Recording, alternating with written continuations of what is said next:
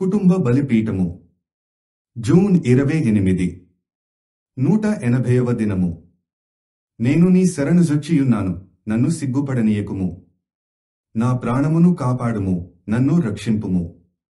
నీ కొరకు నేను కనిపెట్టుచున్నాను. యథార్థతయు నిర్దోషత్వమును నన్ను సంరక్షించునుగాక. కీర్తన 25:20-21. సంపూర్ణ సువార్త పనివారల సహవాసమునకు ఈ వాక్యము బోధించాలని నేను కోరుచున్నాను. ఉజ్జియా తన హృదయంలో ఎంతో గర్వించాడు. చివరకు అతడు దేవుని సేవకుని స్థానమును తాను తీసుకోగలనని తలంచాడు. అతడు సేవకుడిగా మారటకు ప్రయత్నించాడు. అతడు అందుకు పిలువబడలేదు. కొన్నిసార్లు వ్యాపారులను వారి స్థాయిలలో దేవుడు వారిని బహుగా ఆశీర్వదించినప్పుడు, దేవుడు వారి వ్యాపారాలను ఆశీర్వదించినప్పుడు, వారిని ఆర్థికముగా ఆశీర్వదించినప్పుడు వారు తమ హృదయంలో తామే సువార్తను కూడా ప్రకటించాలని తలస్తున్నారు. అది తప్పు. నీవు ఎల్లప్పుడూ సేవకుడిని సువార్త బోధించనీయాలి. సువార్త కొరకు పిలువబడని వారు దానిని తేటగా బోధించుట చాలా కష్టము అని ఓరల్ రాబర్ట్స్ ఒకసారి చెప్పియున్నాడు. చూసారా, దానిని గూర్చి ఎరిగియుండి దాని కొరకు అభిషేకించబడిన వ్యక్తులు కావాలి. ఇది దానిని నిరూపిస్తుంది. ఇతడు చాలా గొప్ప వ్యక్తి, మంచి వ్యక్తి, గౌరవనీయమైన వ్యక్తి, కాని అతడు అర్పణ తీసుకున్నాడు. అతడు ధూపార్తిని చేతపట్టుకొని ప్రభువు ఎదుట ఆ ధూపమును వేటకు దేవుని బలిపీఠము దగ్గరకు వెళ్ళాడు. దానిని కేవలము ప్రతిష్ఠించబడిన యాజకుడు మాత్రమే చేయాలి. కాని దేవుడు అతడిని ఎంతో ప్రేమించాడు. కాబట్టి దేవుడు అతడికి ఎంతో మేలు చేసేవాడు కాబట్టి అతడు ఏ విధంగా అయినా దానిని చేయవచ్చును అని తలంచాడు.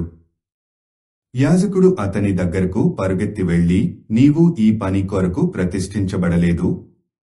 ఆ పని కొరకు ప్రతిష్ఠించబడిన లేవీయుడు తప్ప మరి ఎవరునూ అక్కడికి రాకూడదు అని దేవుడు ఆజ్ఞాపించాడు అని చెప్పాడు. నీవు ఎన్నడూ దానిని చేయకూడదు. ఈ రోజు అనేక మార్లు ఈ లోకం అదే గందరగోళములో ఉన్నది. మనుషులు తాము దేని కొరకు నిర్ణయించబడలేదో వెళ్లి ఆ స్థానములను వహించుచున్నారు. వారు ఒకానొక సమయంలో ఈ పని చేయాలనుకుంటున్నారు. కాని వారు అందుకొరకు పిలువబడలేదు. అతడు మంచి వ్యక్తి, దేవుని చేత ఆశీర్వదించబడినవాడు. కాని ఒకవేళ దేవుడు నిన్ను ఆశీర్వదించినట్లయితే నిన్ను దేవుడు ఏ తరగతిలోనికి పిలిచాడో అక్కడనే నిలిచియుండుము.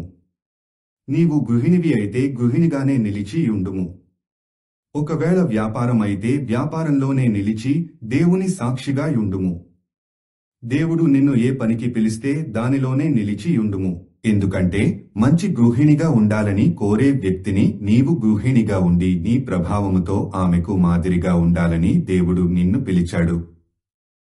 ఒకవేళ నీవు మంచి వ్యాపారవేత్తవు అయితే నిజాయితీగా, యథార్థంగా నీ వ్యాపారం చేయుచు నీ జీవితంలో ఆయనను ప్రతిఫలించుము.